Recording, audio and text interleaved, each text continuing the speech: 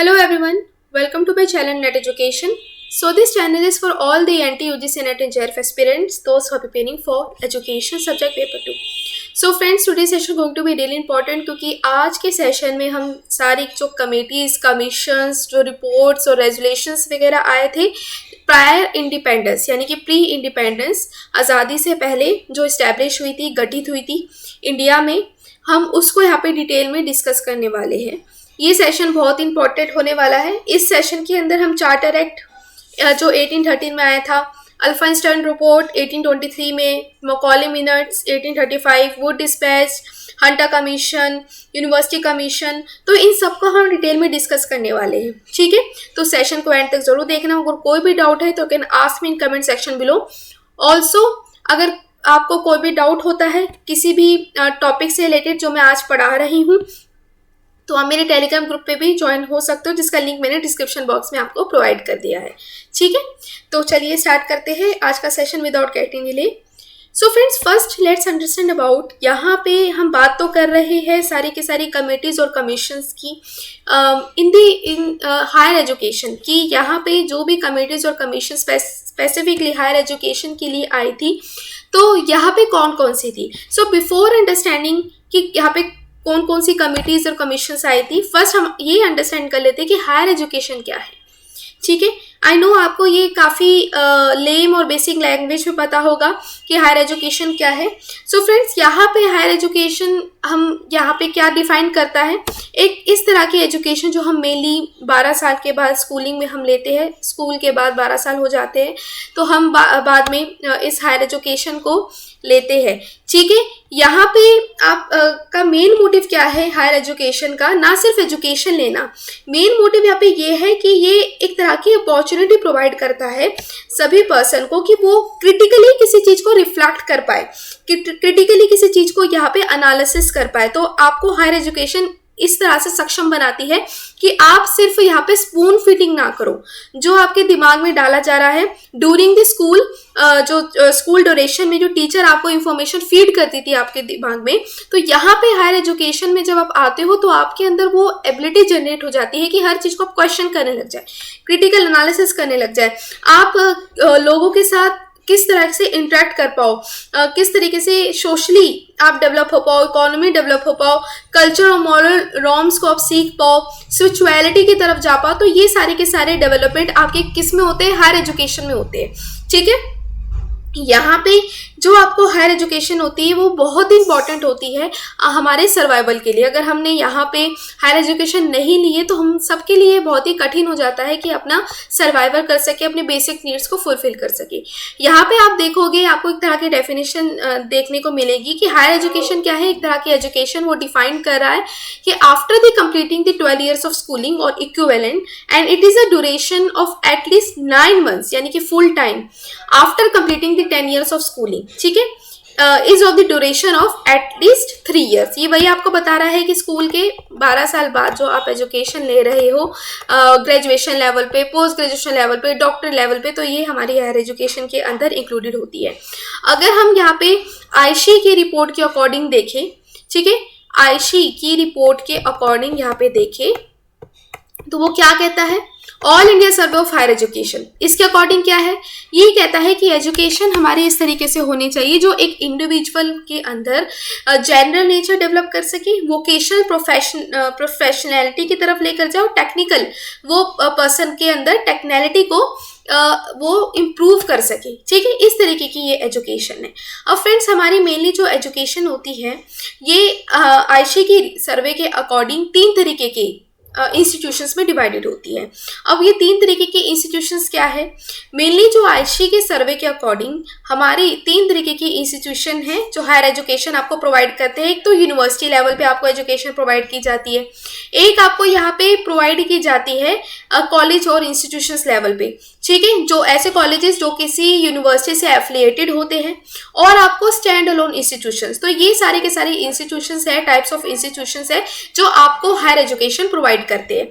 अब फ्रेंड्स, हमारे इंडिया में कई तरीके की यहाँ पे आपको देखने को मिलेगी यूनिवर्सिटीज़ है, और यूनिवर्सिटीज़ किस एक्ट के तहत आती है और किस तरह से फंक्शन करती है, हम इसको डिटेल में अब डिस्कस करते हैं. ठीक है, यहाँ पे आप देखोगे अब मैं बार बार आयशी की रिपोर्ट को क्यों कोट कर रही हूँ, आयशी की रिपोर्ट को इसलिए कोट कर रही हूँ क्योंकि आपको पता होना चाहिए कि जो सर्वे आपका आयशी निकालती है, all India survey of higher education survey निकालती है, वो मेनली इंस्टीट्यूशंस को 3 भागों में बांटती है। तो उसी को ही यहाँ पे कोट करते हुए आपको समझाया जा रहा है कि स्ट्रक्चर क्या है हायर एजुकेशन का हमारी इंडिया कंट्री में। यहाँ पे सबसे पहले जो हमारा इंस्टीट्यूशन ब्रॉड कैटेगरीज में डिवाइडेड है, यानी कि यूनिवर्सिटी। यूनिवर्सिटी क्या है? यूनिवर्सिटी आपके यूनिवर्सिटी ग्रांट कमीशन एक्ट के तहत आती है। यूनिवर्सिटी यानी कि जो आपके इस्टेब्लिश है और इनकॉर्पोरेट करती है by the under the central act. Central act के तहत आती है, प्रोविंशियल एक्ट के तहत और स्टेट एक्ट के तहत। ठीक है, ये यूनिवर्सिटी है। ऐसी यूनिवर्सिटी जब भी बात करते हैं जो यूनिवर्सिटी ग्रांट कमीशन एक्ट के तहत यहाँ पे इनकॉर्पोरेटेड है इस यहाँ और इस्टेब्लिश है। ठीक है, यहाँ पे आपको देखने को मिलेगा यूजीसी एक्ट जो 1956 के कुछ प्रोविजंस, ये भी इंपॉर्टेंट है। ठीक है, अब एक यूनिवर्सिटी को यहाँ पे क्यों यूनिवर्सिटी यहाँ पे कहा जा रहा है? ठीक है, तो under the act, under the section of 22(1) of UGC Act 1956, the right of conferring or granting the degree shall be exercised only by the university established। ये आपको कुछ नॉर्म्स है। ठीक है, अब यूनिवर्सिटी है, यूनिवर्सिटी को ये हक है कि वो अपने नाम पे जो डिग्री है वो ग्रांट कर पाए। सबको ये अथॉरिटी नहीं होती कि वो अपने नाम पे आपको डिग्री दे पाए। यहाँ पे जो यूनिवर्सिटी इस एक्ट के तहत आती है, 1956 एक्ट के तहत आती है, उनको ये आपको छूट होती है कि वो अपने नाम पे यहाँ पे डिग्री आपको प्रोवाइड कर पाए। और ये कंडीशंस होती है जो इस तरीके की यूनिवर्सिटी, चाहे वो सेंट्रल एक्ट के तहत आए या प्रोविंशियल और स्टेट एक्ट के तहत आए। डीम टू बी यूनिवर्सिटी भी अपनी जो यूनिवर्सिटीज है, ऐसी यूनिवर्सिटी जो कि ग्रांट कर सकती है। ठीक है, यहाँ पे डिग्री इस तरीके से हम देखते हैं। यहाँ पे अगर अंडर सेक्शन 22(2) देखें यूजीसी एक्ट का 1956 में, तो वो क्या स्टेट करता है कि यहाँ पे कि no person or authority shall confer or grant or hold himself or itself as entitled to confer grant any degree. यानी कि यहाँ पे आपका अंडर सेक्शन 22 क्या कहता है यूजीसी एक्ट का? ये कहता है कि कोई भी पर्सन और अथॉरिटी यहाँ पे अपनी मर्जी से किसी को ग्रांट नहीं दे सकता, डिग्री नहीं दे सकता अगर वो इस एक्ट के तहत नहीं आती तो। ठीक है, इस तरीके से ये आपको कई तरीके के सेक्शंस है जो कि मेनली बताते हैं कि यूनिवर्सिटी कब बाधित होती है कि वो आपको डिग्री प्रोवाइड कर पाए। ठीक है, इस तरीके से आपको देखने को यहाँ पे ये मिलेगा कि कई तरीके की सेंट्रल यूनिवर्सिटी है, स्टेट यूनिवर्सिटी है, ओपन यूनिवर्सिटी है, प्राइवेट यूनिवर्सिटी है जो कि हमारी कंट्री में काम करती है और हायर एजुकेशन को डिसेमिनेट करने का वो काम कर रही है। अब जैसे कि यहाँ पे सेंट्रल यूनिवर्सिटी कौन सी है? सेंट्रल यूनिवर्सिटी ऐसी यूनिवर्सिटी जो कि मेनली यहाँ पे सेंट्रल एक्ट के तहत इस्टेब्लिश है, इनकॉर्पोरेटेड है। स्टेट यूनिवर्सिटी की बात करते तो स्टेट यूनिवर्सिटी हमारे प्रोविंशियल एक्ट के तहत आती है और स्टेट एक्ट के तहत आती है। ओपन यूनिवर्सिटी, अब यहाँ पे देखो सेंट्रल यूनिवर्सिटी कौन कौन सी, जैसे कि Jamia Millia Islamia university central university है, हमारी दिल्ली यूनिवर्सिटी है, सबसे बिगेस्ट यूनिवर्सिटी है। ये सारी की सारी क्या है? सेंट्रल यूनिवर्सिटी है जो किसी सेंटर के एक्ट के तहत यहाँ पे काम कर रही है। स्टेट यूनिवर्सिटी अब देखने को मिलेगा आपको कुरुक्षेत्र यूनिवर्सिटी यहाँ पे है, और यहाँ पे कई तरीके की ऐसी यूनिवर्सिटी है जो कि स्टेट में काम कर रही है। गढ़वाल यूनिवर्सिटी है। ठीक है, तो ये यूनिवर्सिटी क्या है? स्टेट के एक्ट के तहत यहाँ पे स्टैब्लिश हुई है। ओपन यूनिवर्सिटी देखोगे, ओपन यूनिवर्सिटी सबसे इम्पॉर्टेंट आप एग्जाम्पल दे सकते हो ऐसे जो कि डिस्टेंस एजुकेशन प्रोवाइड करती है ओपन यूनिवर्सिटी। ठीक है, तो यहाँ पे ओपन यूनिवर्सिटी इग्नू होगी सबसे बड़ी। ठीक है, तो ये क्या है? आपको ओपन और डिस्टेंस एजुकेशन प्रोवाइड करिए। प्राइवेट यूनिवर्सिटी के अंदर आ जाती है आपकी कई तरीके की यूनिवर्सिटी, लेकिन इसके अंदर ऐसी कंडीशन है कि प्राइवेट यूनिवर्सिटी अगर ये सोसाइटी रजिस्ट्रेशन एक्ट के तहत रजिस्टर है तो ही ये यहाँ पे जो डिग्री है वो प्रोवाइड कर सकती है। इनका मैंडेटरी यही है प्राइवेट यूनिवर्सिटी का होना कि इसको यहाँ पे रजिस्टर होना चाहिए सेक्शन 25 में और कंपनीज एक्ट में 1956। अब यहाँ पे डीम्ड टू बी यूनिवर्सिटी कौन सी है? आपको पता होना चाहिए। डीम्ड टू बी यूनिवर्सिटी है यहाँ पे जिनको फुली यहाँ पे ऑटोनॉमी होती है कि वो अपना करिकुलम स्ट्रक्चर यहाँ पे बना ले। ठीक है, ये शुरू से ही इनको ऑटोनॉमी होती है, ये यहाँ पे ग्रांट कर सकते हैं डिप्लोमा, ये डिग्री ग्रांट करती है अपने स्टूडेंट्स को, ठीक है। ये अपना सिलेबस खुद डिसाइड करती है डीम टू बी यूनिवर्सिटी, ठीक है। फुल ऑटोनॉमी होती है कि वो कोर्स डिजाइन कर पाए, अपनी एडमिशन करवा पाए, फीस करवा पाए, ठीक है, दे पाए। तो ये क्या है, डीम टू बी यूनिवर्सिटी के अंदर आती है। अब ये डीम टू बी यूनिवर्सिटी किसके अंदर होती है, ये सेंट्रल गवर्नमेंट के तहत आती है अंडर सेक्शन 3 और यूनिवर्सिटी ग्रांट कमीशन, ठीक है, 1956। तो ये आपका डीम टू यूनिवर्सिटी इस तरीके से फंक्शन करती है। और कंडीशन क्या है, कंडीशन आपको पता होना चाहिए। यहाँ पे अगर कोई university deem to be university बनना चाहती है तो उसे कम से कम 20 ईयर की एग्जिस्टेंस में होना चाहिए, ठीक है, 20 साल की एग्जिस्टेंस में अपना ये यहाँ पे होना चाहिए उस यूनिवर्सिटी को, ठीक है। इस तरीके से यहाँ पे देखने को मिलेगा। और आपके आते हैं institute of national importance, institution of the national importance, यानी कि जिसको खास दर्जा मिला हुआ है ये पार्लियामेंट के तहत, पार्लियामेंट एक्ट के तहत। और ये आपकी नेशनल इंपॉर्टेंस आती है, जैसे कि सारे के सारे आपके IIT सेक्टर्स आगे, इंडियन इंस्टीट्यूट ऑफ टेक्नोलॉजी आगे, नेशनल इंस्टीट्यूट ऑफ टेक्नोलॉजी आगे। तो ये कौन से हैं, ये हमारे इंस्टीट्यूट है नेशनल इंपॉर्टेंस की, ठीक है। तो आपको पता होना चाहिए यहाँ पे कि कैसे हमारी जो यूनिवर्सिटीज़ है वो किस किस फॉर्म में एग्जिस्ट करती है। सिर्फ यहाँ पे सेंट्रल यूनिवर्सिटी के अलावा भी कई तरीके की यूनिवर्सिटी होती है जो एजुकेशन को डिसेमिनेट करती है, ठीक है। आई होप आपको इतना समझ आ गया होगा। और किस एक्ट के तहत आते हैं ये भी आप देख लो एक बार, ये हो गया, ठीक है। अब यहाँ पे आपको कॉलेजेस होते हैं, ठीक है, यूनिवर्सिटी हो गई। अब कॉलेजेस, अब कॉलेजेस कौन से हैं, कॉलेजेस एक ऐसे तरह के इंस्टीट्यूशंस है जो अपने जो डिग्री प्रोग्राम्स को रन कर सकते हैं, ठीक है। लेकिन इनको ये ऑटोनॉमी नहीं होती है कि ये अपनी खुद की डिग्री ग्रांट कर दे, ये किसी यूनिवर्सिटी के अंडर आते हैं, एफिलिएटेड होते हैं। जैसे सबसे बड़ी आप देखोगे यहाँ पे दिल्ली में, यहाँ पे है आपकी क्या IP यूनिवर्सिटी, ठीक है, IP यूनिवर्सिटी क्या है, IP यूनिवर्सिटी के अंदर कई तरीके के कॉलेजेस और इंस्टीट्यूट्स आते हैं जो कि अपना सिलेबस डिसाइड करते हैं, अपने प्रोग्राम्स को रन करते हैं, लेकिन उनकी जो डिग्री है वो IP के नाम से चलती है, ठीक है, IP से एफिलिएटेड होते हैं। तो इस तरीके के इंस्टीट्यूशंस को हम क्या करें, कॉलेज इंस्टीट्यूशंस हम कह रहे हैं, ठीक है।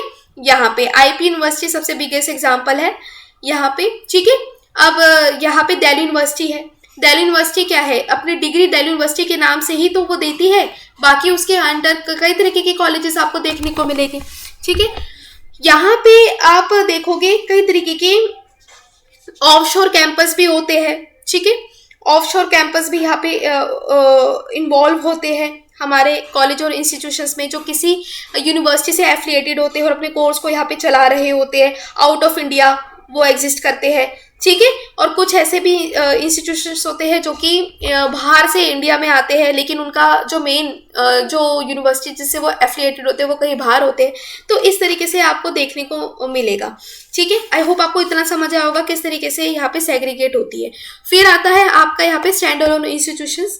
ये स्टैंड अलोन इंस्टीट्यूशंस कौन से हैं, जो कि अपने दम पर यहाँ पे खड़े हुए हैं और वो क्या कर रहे हैं यहाँ पे, जैसे कि इंडियन इंस्टीट्यूट ऑफ मैनेजमेंट यहाँ पे हो गए, यहाँ पे जो AICTE हो गए, all India council of technical education. तो ये क्या कर रहे हैं, ये अपने नाम पे डिग्री ये प्रोवाइड कर रहे हैं, वो किसी से एफिलिएटेड नहीं है, स्टैंड अलोन खुद के जिम्मे पे वो काम करते हैं, ठीक है। यहाँ पे आपको देखने को मिलेगा कई तरीके के PG डिप्लोमा कोर्सेज वो चलाते हैं, प्रोग्राम्स वो चलाते हैं, ठीक है। स्टैंड अलोन इंस्टीट्यूशन जैसे कि IIM हो गए, मैनेजमेंट का अलग अपनी ये डिग्री प्रोवाइड कर रहे हैं।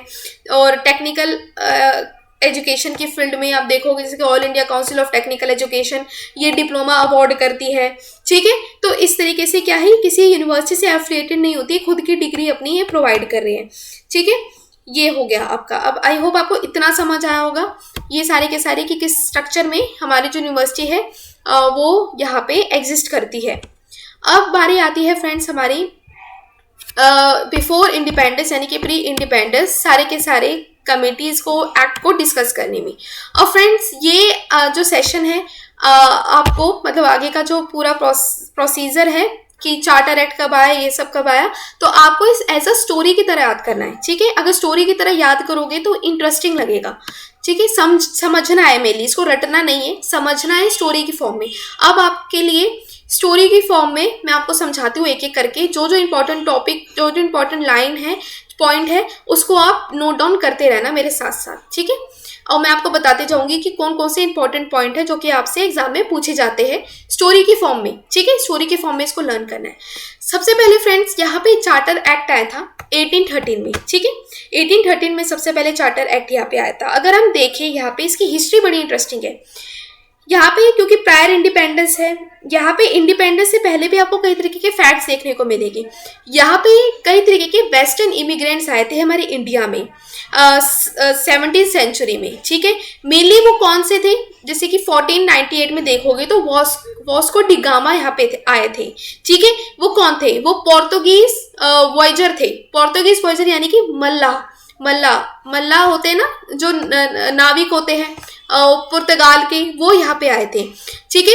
यहाँ पे इंडिया में आए थे, तो वो आए यहाँ पे, तो उन्होंने क्या किया, अब धीरे धीरे करके अपनी कमिटीज, अपनी जो कमर्शियल कंपनीज है वो यहाँ पे स्थापित करने लग गए, ठीक है। अब उन्हीं के साथ जितनी भी वो आए थे लोग अपनी कंपनीज यहाँ पे लेकर आने लगे इंडिया में और अपने यहाँ पे बिजनेस को एस्टेब्लिश करने लगे। तो उनके साथ यहाँ पे कई लैंग्वेजेस आने लगी, जैसे कि डच होगी, फ्रेंच होगी, दानिश हो गई, इंग्लिश हो गई, स्पेनियर्स हो गई, यानी कि स्पेन की जो लैंग्वेज यहाँ पे हो गई, ठीक है।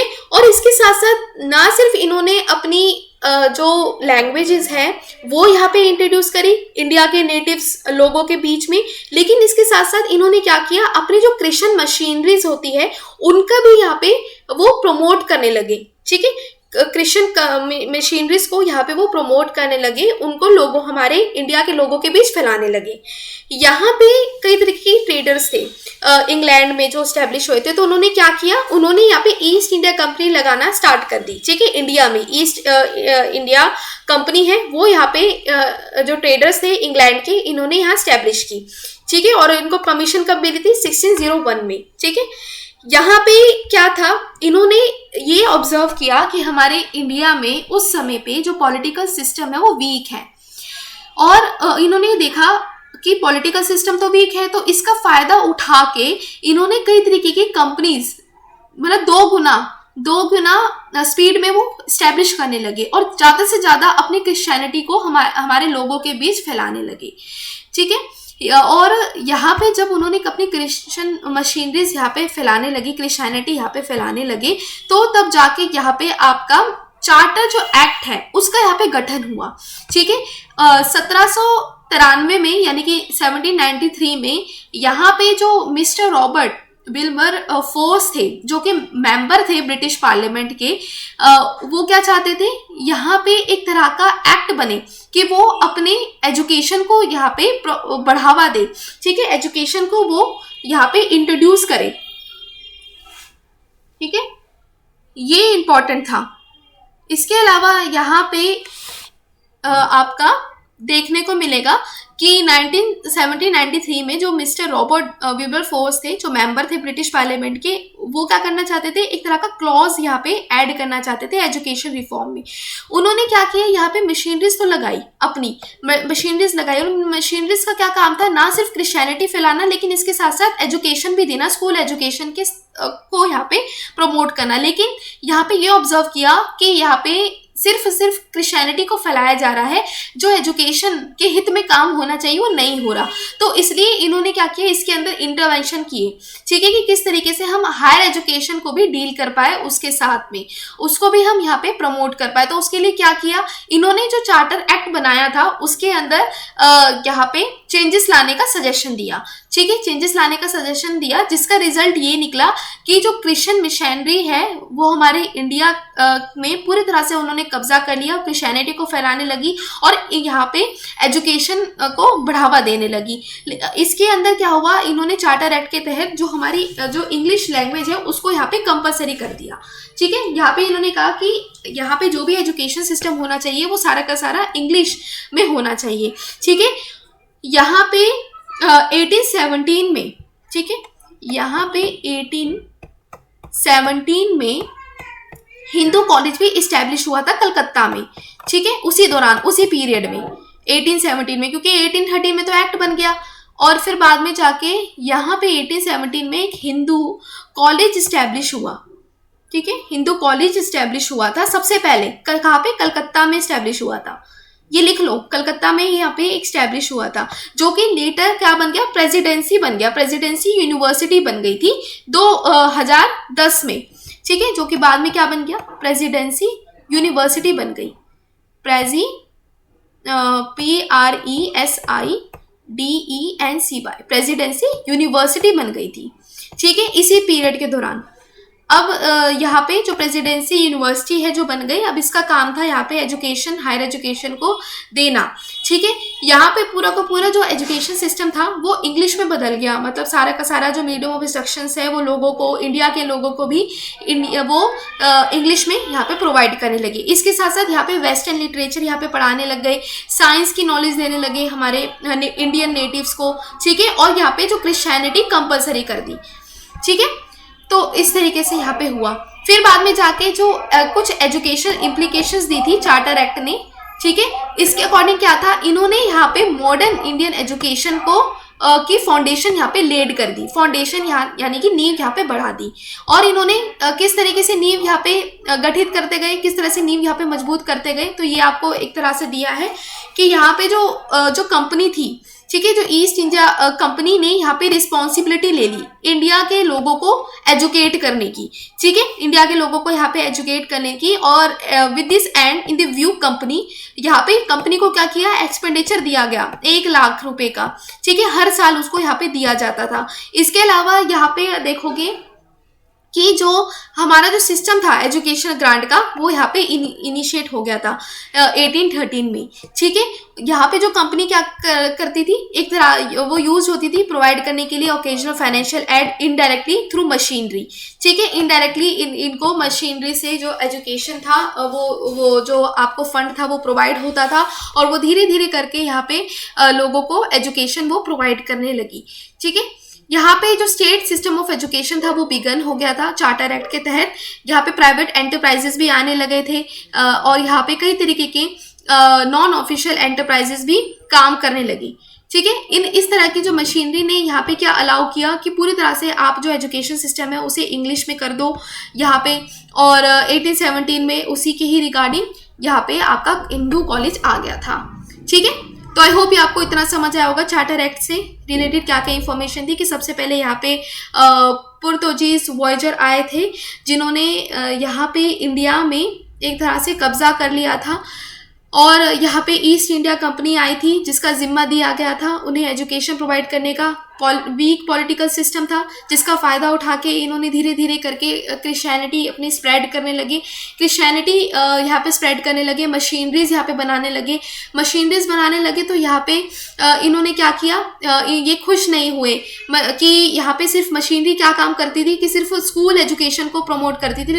इन्होंने कहा कि नहीं, स्कूल एजुकेशन के खिलाफ अलावा यहाँ पे हायर एजुकेशन भी हमें प्रमोट करनी चाहिए। तो हायर एजुकेशन को प्रमोट करने के लिए यहाँ पे आपका 1817 में गठित किया गया हिंदू कॉलेज, जो कि सबसे पहले कलकत्ता में था, कलकत्ता में यहाँ पे स्टैब्लिश किया, जो कि बाद में प्रेसिडेंसी यूनिवर्सिटी में कन्वर्ट हो गई, ठीक है, जो कि स्पेसिफिकली हायर एजुकेशन पे काम करती थी। और पूरा का पूरा मीडियम ऑफ इंस्ट्रक्शन यहाँ पे इंग्लिश में बदल गया, ठीक है।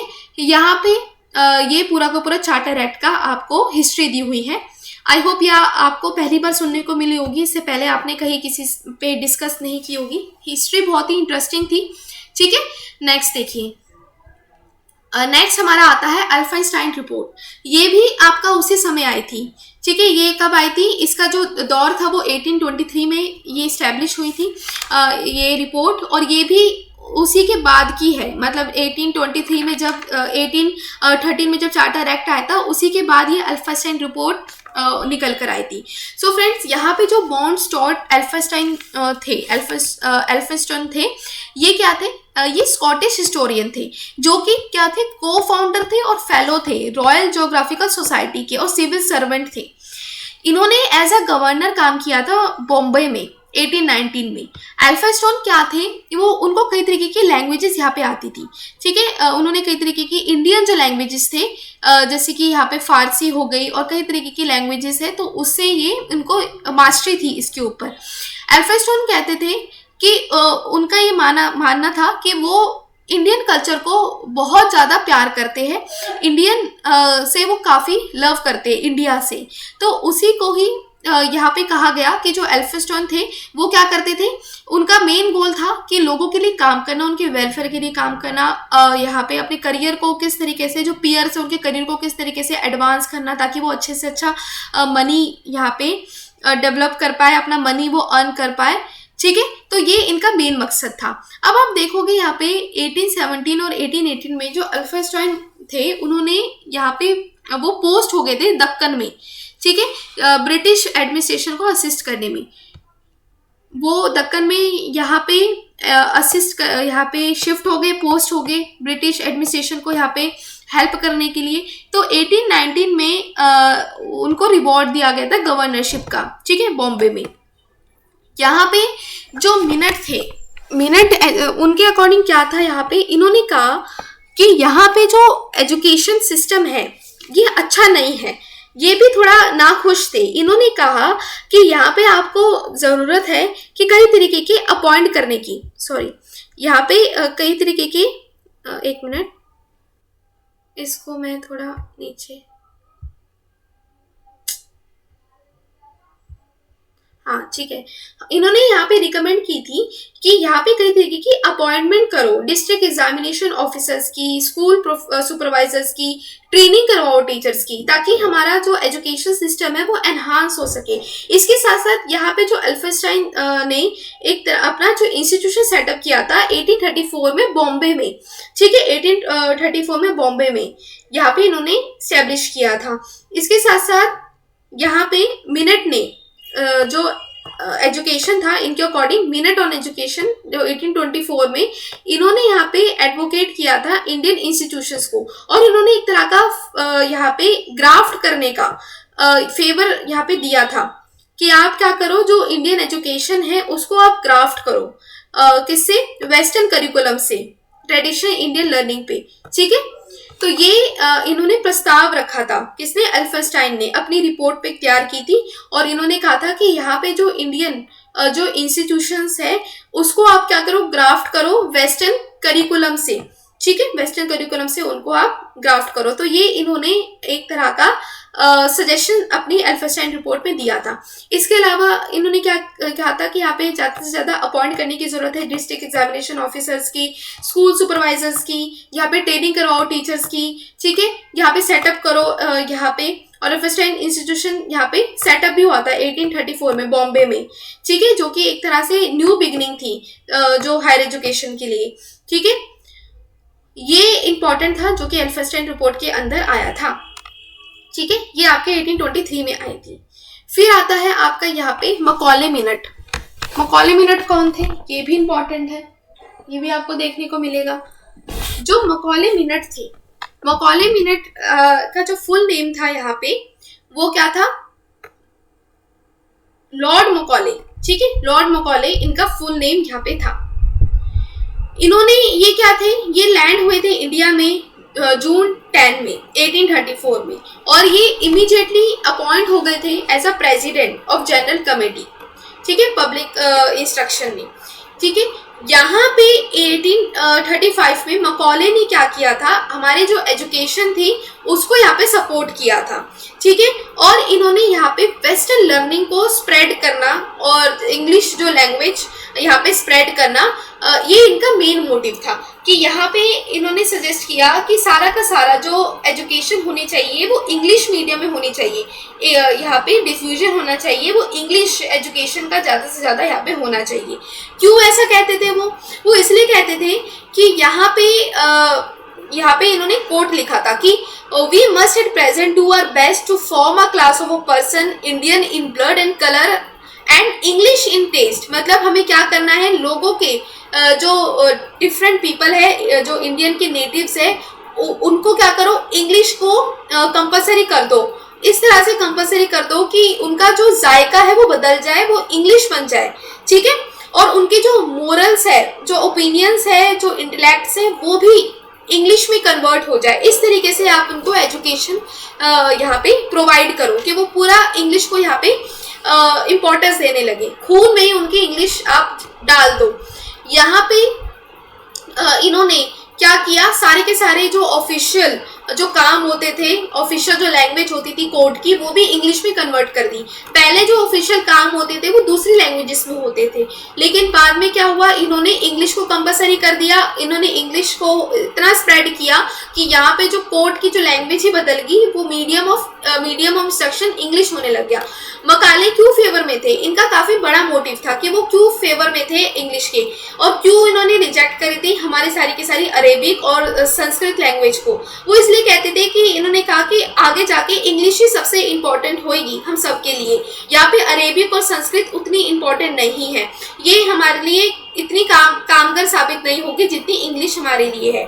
ठीक है, यहाँ पे अगर हमें जो इंग्लिश लैंग्वेज है वो क्या है, मॉडर्न नॉलेज की चाबी है, जो कि यहाँ पे काफी यूजफुल है अगर हम कंपेयर करें तो अरेबिक और संस्कृत से। ठीक है, इन्होंने कहा कि जो प्री एमिनेंट है हमारी जो लैंग्वेज है, वो इंग्लिश हमारी प्री एमिनेंट लैंग्वेज है। ठीक है, इंग्लिश क्या है, यहाँ पे इंग्लिश को ज़्यादा से ज़्यादा स्पॉन्सर करने की ज़रूरत है। ठीक है, ये इन्होंने सबसे इम्पोर्टेंट बात की थी। इसके अलावा इन्होंने कहा था कि नेटिव जो है, जो इंडिया में रह रहे हैं, उनको इंग्लिश इतनी ज़्यादा पढ़ाओ ताकि वो क्या करें, वो संस्कृत और अरेबिक के कंपैरेटिवली इंग्लिश ज़्यादा इम्पोर्टेंस देने लग जाए। ठीक है, संस्कृत और अरेबिक को ना पढ़कर वो सबसे ज़्यादा ईगर किस लिए हो, अपनी इंग्लिश पढ़ने के लिए। इस तरीके से आप उनको इंग्लिश पढ़ाओ। ठीक है, यहाँ पे इसके अलावा इन्होंने क्या कहा कि it is possible to make the natives of this country good English scholars and our efforts out to be directed. It was impossible to educate the body of a people, but it was possible through English education to bring about a class of a person, Indian in blood and color and English in taste. वही आपको कह रहा है कि मतलब यहाँ पे क्या करो, इंडिया के लोगों को इस तरीके से बता दो कि वो सारे के सारे स्कॉलर्स बन जाए इंग्लिश लैंग्वेज में।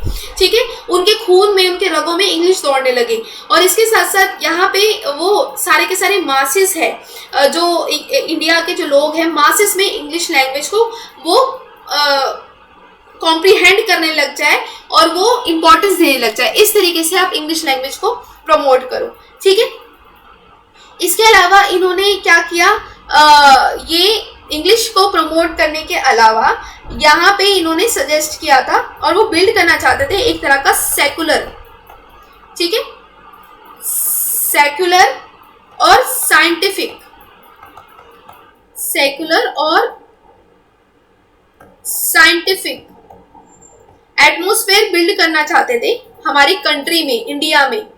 ठीक है, लॉर्ड मकाले ये स्थापित करना चाहते थे और एक तरह का वेस्टर्न कल्चर को बढ़ावा देना चाहते थे। ठीक है, वेस्टर्न कल्चर को प्रमोट करते थे, वो ज्यादा से ज्यादा वेस्टर्न कल्चर को प्रमोट करते थे, चाहते थे कि सेकुलर और साइंटिफिक एटमॉस्फेयर बन जाए, बिल्डअप हो जाए हमारी इंडिया कंट्री में, और एजुकेशन क्या हो, इंग्लिश में ही हो, ताकि लोगों के रगों में इंग्लिश दौड़ने लगे, इंग्लिश स्कॉलर बन जाए सारे के सारे, भूल जाए अपने अरेबिक और संस्कृत लैंग्वेज को, सबसे ज्यादा क्या करे, इंग्लिश लैंग्वेज को बढ़ावा दे।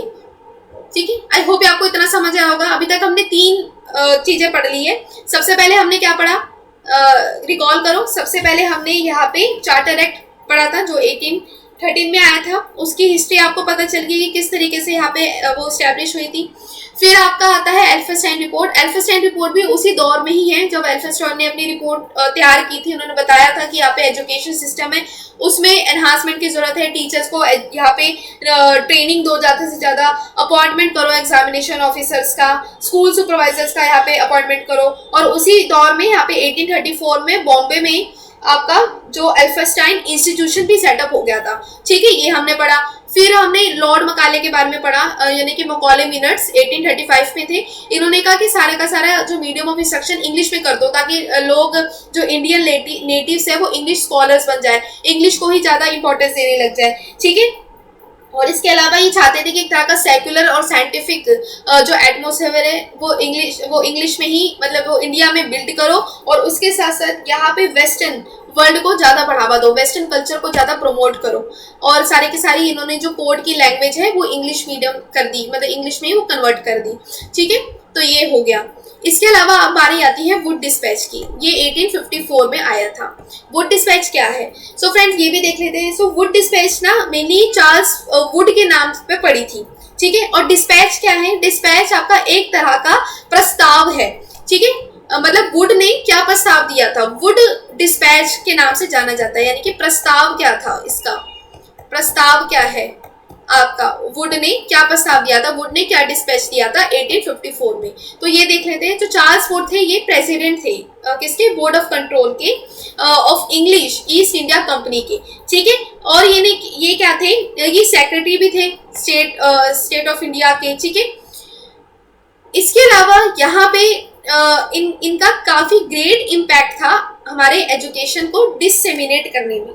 1854 में इन्होंने एक तरह का डिस्पैच दिया था, एक तरह का प्रस्ताव रखा था लॉर्ड डलहौजी के सामने, ठीक है, लॉर्ड डलहौजी के सामने। वो क्या थे, वो गवर्नर थे उस समय, जनरल ऑफ इंडिया थे, गवर्नर जनरल ऑफ इंडिया के थे वो गवर्नर, ठीक है, गवर्नर थे वो कौन, लॉर्ड डलहौजी। उनके सामने चार्ल्स ने डिस्पैच रखा था। वो डिस्पैच ये सजेस्ट करते थे कि जो प्राइमरी स्कूल है उसको अडॉप्ट करनी चाहिए वर्नाक्युलर लैंग्वेजेस को, ठीक है, वर्नाक्युलर लैंग्वेजेस को यहाँ पे क्या करना चाहिए, अडॉप्ट करना चाहिए यहाँ पे। इसके अलावा इनके जो अपने प्रस्ताव में इन्होंने सजेस्ट किया था यहाँ पे क्या कि जो हाई स्कूल्स है उनको एंग्लो वर्नाक्युलर मीडियम यहाँ पे यूज करना चाहिए, ठीक है। यहाँ पे वर्नाक्युलर लैंग्वेजेस क्या है ये देख लेते हैं पहले, ठीक।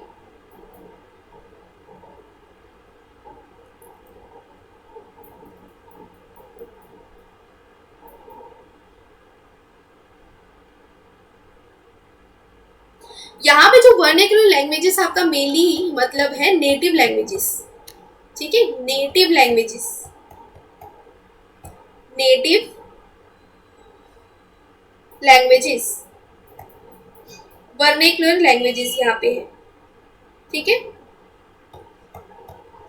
ये तो इन्होंने क्या किया, वुड डिस्पैच ने अपने प्रस्ताव में रखा कि जो प्राइमरी स्कूल्स है उनको वर्नाक्युलर लैंग्वेजेस को अडॉप्ट करना चाहिए, यानी कि नेटिव लैंग्वेजेस को यहाँ पे बढ़ावा देना चाहिए, उन्हें एक्सेप्ट करना चाहिए।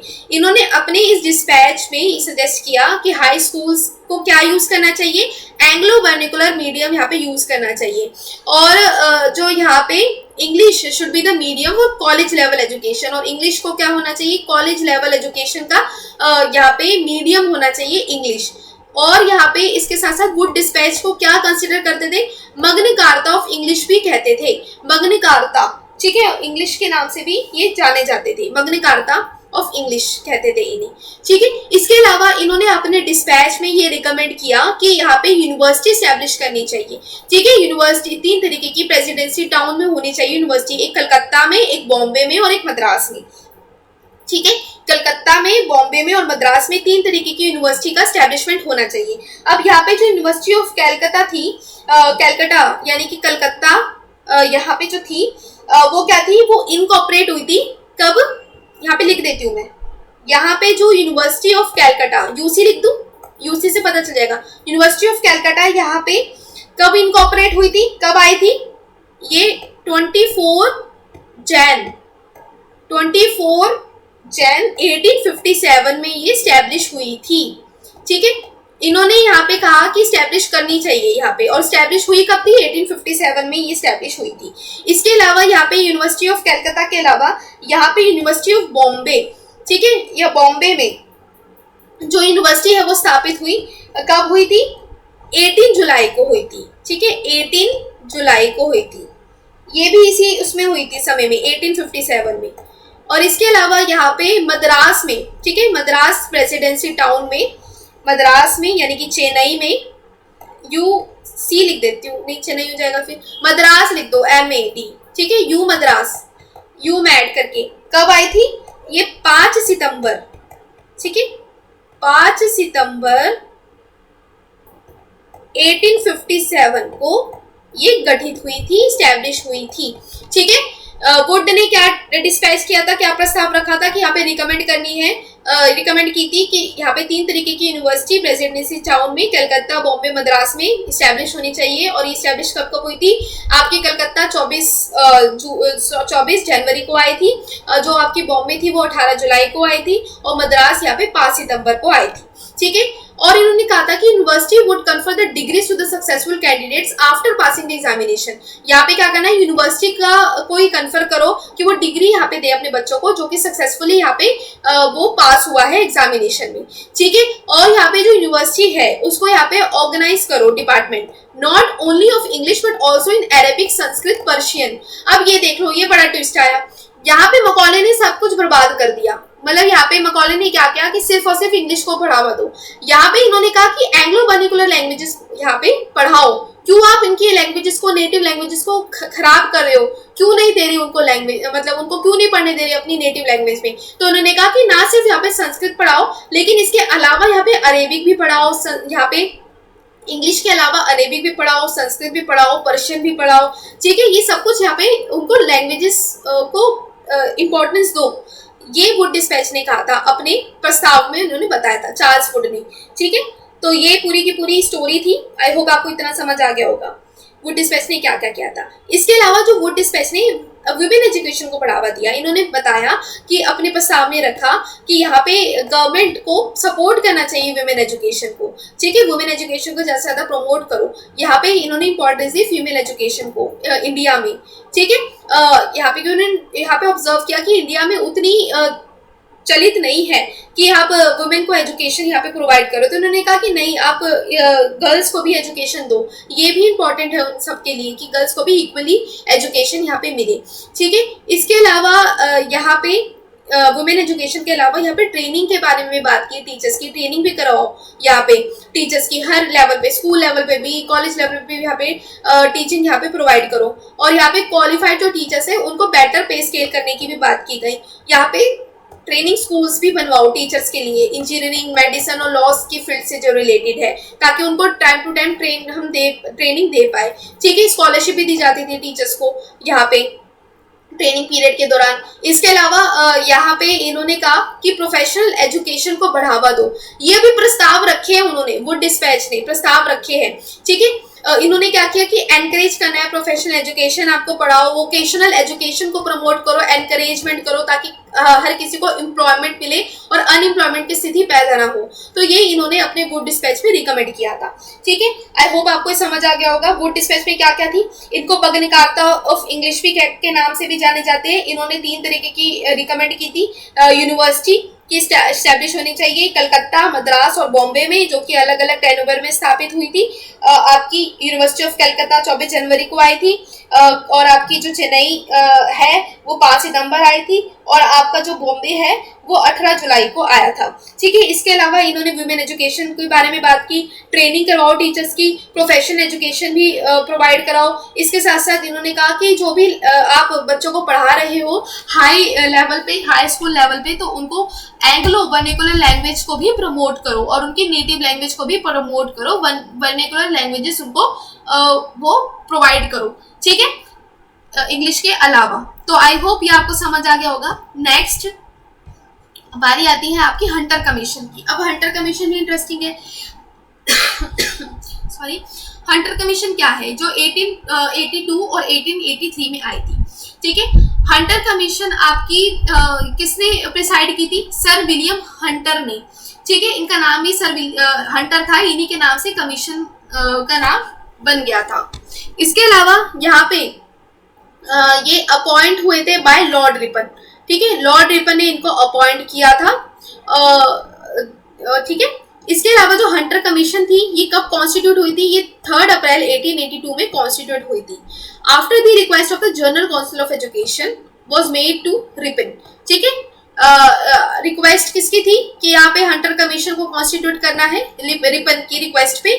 यहाँ पे जो सर विलियम हंटर थे वो क्या थे? इंडियन सिविल सर्विस ऑफिसर थे, और वो मेंबर थे एग्जीक्यूटिव काउंसिल ऑफ वायसरॉय, ठीक है। इन्होंने मेजर रिकमेंडेशन क्या दिए थे? हंटर कमीशन के मेजर रिकमेंडेशन क्या थे? तो इन्होंने यहाँ पे एम्फेसाइज किया था कि आप सेग्रीगेट करो प्राइमरी एजुकेशन को और हायर एजुकेशन को, कि प्राइमरी एजुकेशन और हायर एजुकेशन एक साथ मत पढ़ाओ, अलग अलग पढ़ाओ, ठीक है। ये इन्होंने प्रस्ताव रखा था, मतलब ये इन्होंने एम्फेसाइज किया था। इसके अलावा इन्होंने यहाँ पे प्रपोज किया था कि जो यूनिवर्सिटी है यहाँ पे मैनेज होनी चाहिए बाय द एफिलिएटेड कॉलेजेस, यानी कि propose that the university would have to manage the affiliated colleges, ये इन्होंने कहा था कि यूनिवर्सिटी को एफिलिएटेड कॉलेजेस है वो उसके अंदर यहाँ पे आने चाहिए और शिक्षा एफिलिएटेड कॉलेज के थ्रू देनी चाहिए।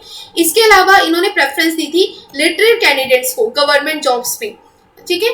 इसके अलावा इन्होंने जो प्राइमरी जो स्कूल्स थे इनको सेग्रीगेट कर दिया था हायर एजुकेशन से। यहाँ पे डिस्ट्रिक्ट और म्यूनिसिपल बोर्ड थे जो एंट्रस्ट हुए थे with the management of primary education under the local self government act, ठीक है।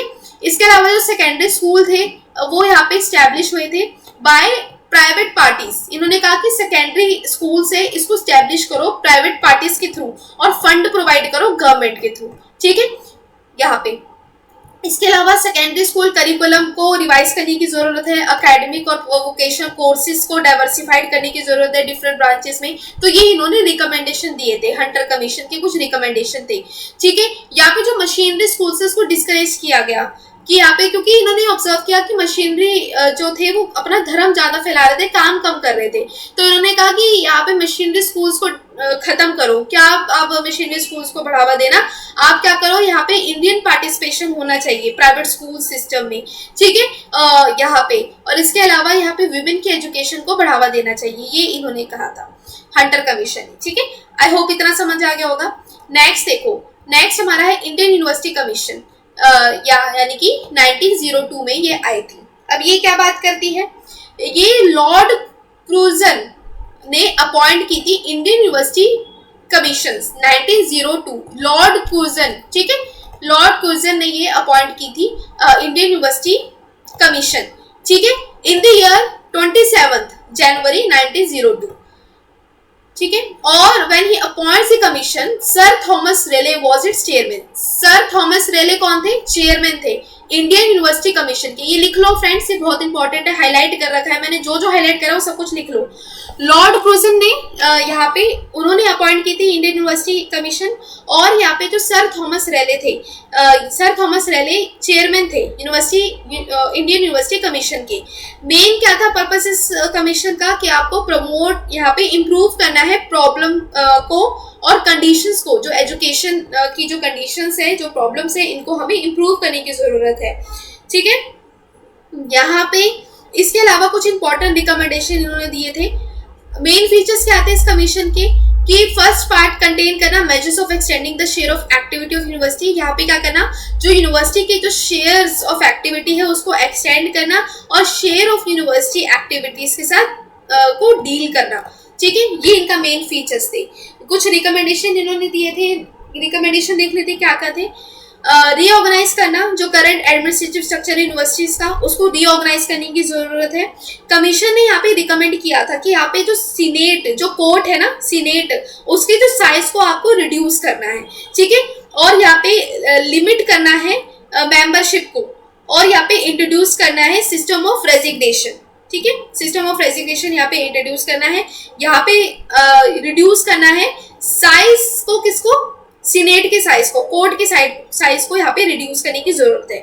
इसके अलावा यहाँ पे कमीशन ने रिकमेंड किया कि यूनिवर्सिटी के पास इस तरह की पावर होनी चाहिए कि वो यहाँ पे फंक्शंस अपॉइंट कर पाए, प्रोफेसर्स को मेंटेन कर पाए, यूनिवर्सिटी लाइब्रेरीज को, लैबोरेटरीज को। तो ये यूनिवर्सिटी को हक होना चाहिए, उसके पास ऐसी पावर होनी चाहिए कि वो ना सिर्फ इसका फंक्शन कर पाए, लेकिन उसका इन यूनिवर्सिटी की लाइब्रेरीज पे यहाँ पे प्रोफेसर्स पे कंट्रोल भी हो। इसके अलावा जो मेन यहाँ पे कहा गया कि यहाँ पे साइज तो लिमिट करना है, ठीक है। साइज कितना से लिमिट करना है, university should not be less than 50 और नॉट मोर देन 100।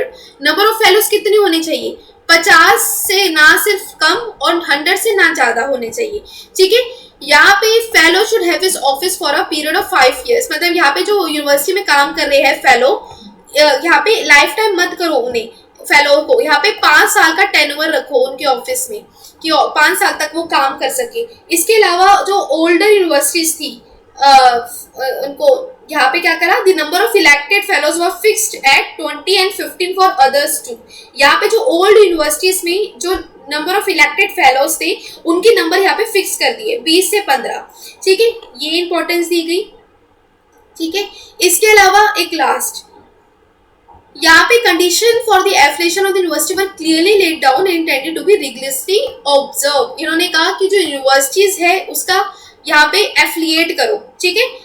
यहाँ पे उन्हें एफिलिएट करने की ज़रूरत है और रिगलिसली ऑब्जर्व करने की ज़रूरत है। तो ये इंपॉर्टेंस दी थी किसने, यहाँ पे इंडियन यूनिवर्सिटी कमीशन ने। ठीक है, ये भी हमारा हो गया। एक लास्ट हम देख लेते हैं, नेशनल काउंसिल ऑफ एजुकेशन। आज के लिए आई गेस इतना काफ़ी हो जाएगा हर चीज़ों को रिमेंबर करना। 1 घंटे का सेशन ये हो चुका है। ठीक है, आई होप ये सेशन आपके लिए फ्रूटफुल रहा होगा। आज हम इतने कमीशंस और इतनी कमिटीज को पढ़ेंगे, नेक्स्ट सेशन में हम और कुछ इंपॉर्टेंट और पढ़ेंगे। ठीक है, कुछ ज़्यादा ही दिमाग में ना वो हो जाए, पजल करने लग जाए, तो इसलिए मैंने टोटल आज इतनी ही रखी है। इसके अलावा नेक्स्ट सेशन में और मैं लेकर आऊँगी।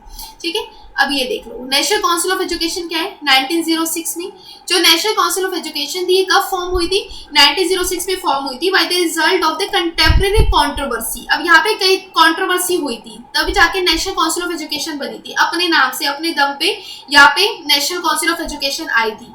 ठीक है, यहाँ पे क्योंकि कंट्रोवर्सी हो गई थी, उसके बाद यहाँ पे national council of education develop हुई। ये जो किस एक्ट के तहत पास हुई थी, 1904 यूनिवर्सिटी एक्ट यहाँ पे पास हुआ था। इसने रिकॉन्स्टिट्यूट किया था कलकत्ता यूनिवर्सिटी को सीनेट में और सिंडिकेट में by nominating the more white members into them to enable the government to control its policies. ठीक है, ये इंपॉर्टेंट था। इसके अलावा यहाँ पे जो गवर्नमेंट ने डिसाइड किया था कि आप डिसएफिलिएट करो कई तरीके की प्राइवेट इंडियन कॉलेजेस को। इन्होंने कहा कि प्राइवेट इंडियन कॉलेजेस को यहाँ पे कोई वो नहीं है, वो नहीं है कि क्यों एग्जिस्ट करते हैं यहाँ पे, तो इसको आप क्या करो, डिसएफिलिएट कर दो। ठीक है, हटा दो इनको कंप्लीटली, कोई रोल नहीं है इनका प्राइवेट इंडियन कॉलेजेस का। ठीक है, ये इंपॉर्टेंट दिया था। इसके अलावा यहाँ पे ना उस दौरान पे नेशनल एजिटेशन हो गया था। ठीक है, एजिटेशन हो गया था यहाँ पे, और उस समय में पार्टीशन हो गया था बंगाल का। ठीक है, बंगाल का यहाँ पे पार्टीशन हो गया था 1905 में। ठीक है, और यहाँ पे जो एंटी पार्टीशन थे, जो एजिटेशन हुआ था, इन्होंने यहाँ पे मैनिफेस्ट किया था स्वदेशी अपनाने को। ठीक है, स्वदेशी अपनाओ यहाँ पे, तो तभी यहाँ पे जोरों शोरों से यहाँ पे प्राइवेट जो आपके जो प्राइवेट एफिलिएटेड कॉलेजेस है उनको ये नकारने लगे और अपने स्वदेशी को अपनाने लगे। ठीक है, यहाँ पे इन्होंने कहा कि कंप्लीटली आप बॉयकॉट कर दो फॉरेन मोड्स को। ठीक है, फॉरेन मोड्स को आप कंप्लीटली यहाँ पे बॉयकॉट कर दो। इसके अलावा यहाँ पे 16 नवंबर जो लैंड होल्डर्स एसोसिएशन थी, उन्होंने एक तरह की मीटिंग बिठाई थी पार्क स्ट्रीट में। ठीक है, 1500 डेलीगेट जिसके अंदर इन्वॉल्व थे। ठीक है, यहाँ पे जो स्वदेशी जो मूवमेंट चलाया था उसके अकॉर्डिंग यहाँ पे कौन कौन थे, यहाँ पे बाइकआउट करना है फॉरेन एजुकेशन को, ये कहते थे। कौन थे इनके मुखिया, कौन थे, रविंद्र नारायण घोष थे, रिपेंद्र चंद्र बैनर्जी थे, राधा कुमुद मुखर्जी थे और बिनोय कुमार सरकार थे। तो ये थे लोग जिन्होंने स्वदेशी को फैलाया था, और इन्होंने यहाँ पे सारे के सारे जो प्राइवेट कॉलेजेस है उसको डिसएफिलिएट करने को कहा था। ठीक है, इस स्वदेशी मूवमेंट के तहत यहाँ पे क्या हुआ था, यहाँ पे बॉयकॉट करना स्टार्ट हो गया था हर चीजों का। बाइकआउट करने के स्टार्ट पे यहाँ पे जो सिटीजन्स थे रंगपुर के, इन्होंने एक तरह की कॉन्फ्रेंस बैठाई थी 7 नवंबर को, और 8 नवंबर को एक फर्स्ट नेशनल स्कूल यहाँ पे स्टार्ट हुआ था रंगपुर में। ये इंपॉर्टेंट है। ठीक है, रंगपुर में फर्स्ट नेशनल स्कूल यहाँ पे स्थापित हुआ था 8 नवंबर को, और यहाँ पे नेशनल स्कूल का बर्थ हुआ था, यानी कि नेशनल काउंसिल ऑफ एजुकेशन का बर्थ हुआ था। ठीक है, इसके अलावा जो NCE यानी कि नेशनल काउंसिल ऑफ एजुकेशन है, इसने क्या किया था, फाउंड किया था most of the national schools, यानी कि कई तरीके के खोले थे। कौन कौन से कई तरीके के स्कूल्स खोले थे नेशनल काउंसिल ऑफ एजुकेशन जो आई थी स्वदेशी मूवमेंट के तहत। तो इन्होंने कई तरीके के स्कूल्स यहाँ पे खोले, नेशनल स्कूल्स खोले थे बंगाल में, यहाँ पे ईस्ट बंगाल में ज़्यादा से ज़्यादा इम्पार्ट करने के लिए, scientific professional technical education impart करने के लिए यहाँ पे स्कूल्स खोले गए। ठीक है, यहाँ पे स्टूडेंट्स को भी बढ़ावा दिया गया कि आप इन इंस्टीट्यूशंस में यहाँ पे एनरोल हुए और ज़्यादा से ज़्यादा एजुकेशन ले, साइंटिफिक प्रोफेशनल टेक्निकल एजुकेशन आप ले पाए। इसके अलावा जो NCT ने फाउंड की थी बंगाल नेशनल कॉलेज और बंगाल नेशनल स्कूल, ये 2 फाउंड किए थे। ठीक है, ये क्या थी, सिस्टर बॉडी थी the society for the promotion of technical education की, जो कि मेनली फाउंड की गई थी बाय बंगाल टेक्निकल इंस्टीट्यूशन जुलाई 25 को। ठीक है। कॉलेज ऑफ इंजीनियरिंग और टेक्नोलॉजी भी यहाँ पे आए थे। फ्रेंड्स ये बहुत इंपॉर्टेंट है, ये बहुत चीजें यहाँ पे आई थी। नेशनल काउंसिल ऑफ एजुकेशन के तहत यहाँ पे कई तरीके की कॉलेजेस खुले, स्कूल्स खुले, नेशनल स्कूल्स खुले थे बंगाल में, टेक्निकल स्कूल्स खुले, प्रोफेशनल स्कूल, साइंटिफिक स्कूल्स यहाँ पे खुले थे। बंगाल टेक्निकल इंस्टीट्यूट भी यहाँ पे स्टैब्लिश हुआ था। College of engineering and technology भी यहाँ पे स्टैब्लिश हुआ था, ये इंपॉर्टेंट है, 1928 में स्टैब्लिश हुआ था। नेशनल इंजीनियरिंग कॉलेज भी यहाँ पे आया था इंजीनियर्स के लिए, ठीक है। यहाँ पे ग्रेजुएट्स को कहा गया कि आप क्या करो, स्वदेशी एंटरप्राइज को अपनाओ, ठीक है।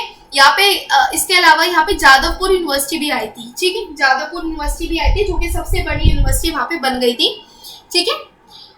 यहाँ पे जादवपुर यूनिवर्सिटी प्रीमियर यूनिवर्सिटी बन गई थी इंडिया की उस समय। दी आर्ट्स और साइंस कॉलेजेस थे यहाँ पे, वो चलाए जाते थे इस पीरियड के दौरान, और बाद में जाके जो कि जादवपुर यूनिवर्सिटी में कन्वर्ट हो गई थी, ठीक है। तो आई होप ये आपको आज का सेशन अच्छा लगा होगा। ये सेशन बहुत ही इंपॉर्टेंट था, इस सेशन में हमने काफ़ी चीज़ें पढ़ने को मिली थी। ये जो भी मैंने यहाँ पे मार्क किया हुआ है ये लिख लो, क्योंकि ये एग्जाम पॉइंट ऑफ व्यू से बहुत इंपॉर्टेंट है, मेनली पेपर 1 के लिए, ठीक है। पेपर 1 के लिए ये बहुत इंपॉर्टेंट है, ठीक है। ये मैंने आपको इन डेप्थ पढ़ा दिया है, और इसके अलावा आपको कहीं जाने की जरूरत नहीं है। अगर आपने इतना पढ़ लिया तो आपके सारे क्वेश्चंस यहाँ पे हो जाएंगे।